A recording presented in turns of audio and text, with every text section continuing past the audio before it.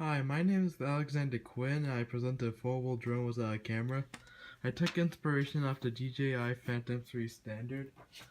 I made a checklist of all the materials I would need and based my decision making on that.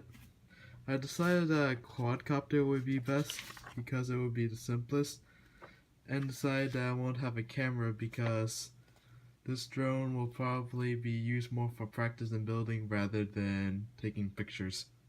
Due to the fact, I thought why not make all the items easily accessible and open to modifications. So I searched online for all the necessary parts to make a cameraless drone and found all the items needed to build it, all of which are at easily affordable prices.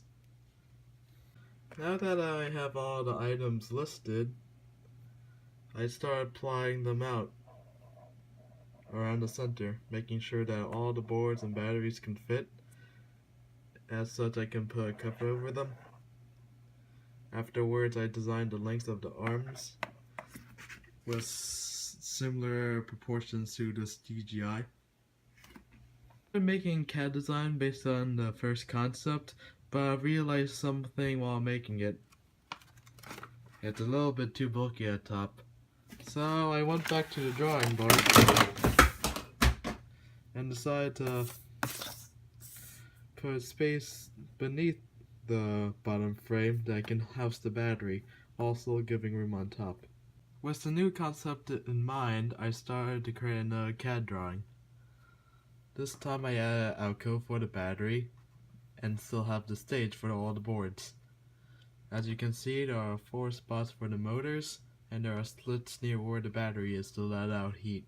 I then designed the top frame with similar slits to let out heat, enough room to cover all the hardware. The legs were next, and it's a pretty simple design. We have a foot and the top that attaches to the frame. In order for the drone to fly, there needs to be propellers. There needs to be 2 that go clockwise and 2 that go counterclockwise. The one I'm showing you right now is the counterclockwise. I designed the hull to be threaded with an M5 due to that being the shaft of the motor. Based the design on the propellers to the proportion of these ones. To ensure that all the parts would fit, I also CAD'd basic dimensions for all the parts I found online. After that, it was time to assemble all the parts. As you can see on the screen, that's the full assembly of it. As you can see, the propellers move.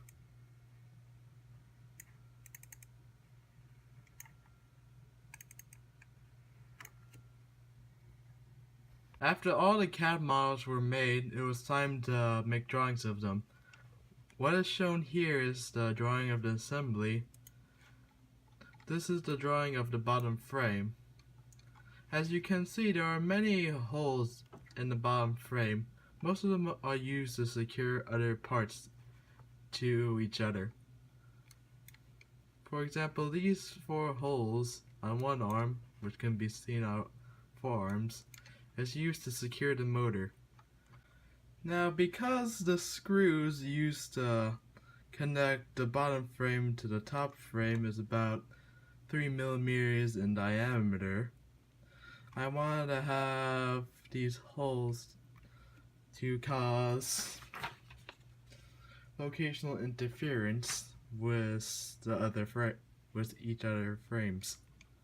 So I opted to have these holes for the motors about 3.010 to 3, and have these holes, which will be used to connect the other frame and the legs, to be about 2.510 to 2.500.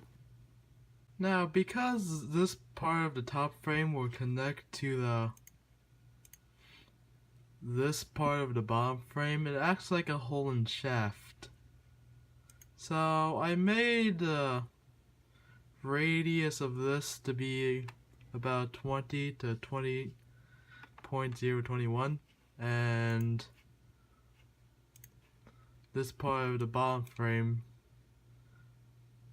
to be about 20 to 19.987. Doing this will ensure locational clearance.